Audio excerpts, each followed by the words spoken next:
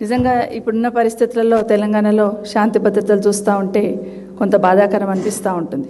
ఒకప్పుడు తెలంగాణ పోలీస్ అంటే దేశంలో మొదటి స్థానంలో, అందులో మన దక్షిణాది రాష్ట్రాల్లో కూడా మొదటి స్థానంలో నిలిచి దేశంలో మొదటి స్థానంలో నిలిచేది.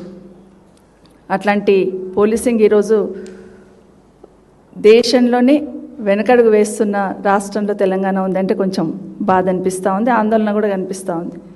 ప్రభుత్వాలు మారుతూ ఉంటాయి, మారుతున్నప్పుడు ప్రాధాన్యతలు కూడా మారుతాయి. కానీ ప్రాథమిక బాధ్యత అయిన శాంతి భద్రతలను విస్మరిస్తే రాష్ట్రమే అధోగతి అవుతుందనే దానికి ఈ 2.5 సంవత్సరాలు ఎగ్జాంపుల్. మన రాష్ట్రంలో చూస్తూ ఉన్నాం, శాంతి భద్రతలు అనగానే ఒక రాజకీయ వేధింపులు, ప్రతిపక్షంలో ఉన్న వాళ్ళను ట్రాక్ చేయడం తప్పిస్తే ఏం జరుగుతుంది రాష్ట్రంలో అనేది రివ్యూ చేసుకోవడానికి ఈ ప్రభుత్వం సిద్ధంగా ఉండదు. కానీ ఒకటి మాత్రం మనవి చేస్తాను ఈ ప్రభుత్వానికి, తెలంగాణ సాధించుకున్నామంటే ఏదో భౌగోళికంగా సాధించుకున్నది కాదు, ప్రశాంతమైన వాతావరణం ఉండాలి, పెట్టుబడులు వెల్లువల రావాలి, ఈ రాష్ట్రంలో ఉన్న యువత అందరికీ కూడా ఉపాధి దొరకాలనే ఆలోచనతో ఈ రాష్ట్రాన్ని సాధించుకున్నాం. ఆ రాష్ట్రంలో శాంతి భద్రతలు కాపాడాల్సిన బాధ్యత ప్రభుత్వానికి ఉందని ఒకసారి విజ్ఞప్తి చేస్తూ ఉన్నాను. ఎందుకు చేయాల్సి వస్తుందంటే రాష్ట్రానికి ఎక్కడ ఏ చిన్న ఇబ్బంది ఉన్నా శాంతి భద్రతల విషయంలో హోంమంత్రి దగ్గర పరిగెత్తేవాళ్ళు.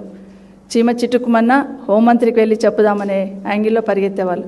కానీ రాష్ట్రానికి హోంమంత్రి లేడని ఎందుకంటుందంటే ముఖ్యమంత్రి గారే హోంమంత్రి, కానీ ఆ బాధ్యతను విస్మరించారేమో అనిపిస్తుంటుంది ఒక్కొక్కసారి. ఎప్పుడు పోయినా కమాండ్ కంట్రోల్లో ముఖ్యమంత్రి గారు సమీక్షలు చేస్తూ ఉంటారు. ఎప్పుడు వింటూ ఉంటాం ఏదో ఒక సమీక్ష చేస్తున్నారు కమాండ్ కంట్రోల్లో, సెక్రటరీట్ వదిలిపెట్టి కమాండ్ కంట్రోల్కి వెళ్ళారని.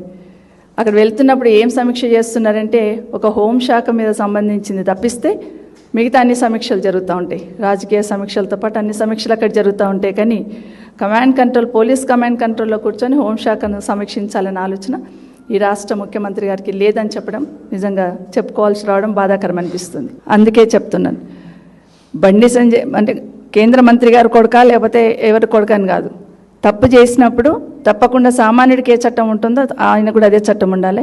ఎవరైతే కంప్లైంట్ ఇచ్చిండ్రో ఆ కంప్లైంట్ రిసీవ్ చేసుకోవాలి, ఖచ్చితంగా ఫోక్సో కేసు పెట్టాల్సిందే. ఎందుకంటే ఆ అమ్మాయి 17 years అని విన్నాను నేను కూడా ఇప్పుడు రిపోర్ట్ తీసుకుంటే. కాబట్టి పెట్టాల్సిందే, కేసు రిజిస్టర్ చేయాల్సిందే, చట్టపరంగా చర్య తీసుకోవాల్సిందే.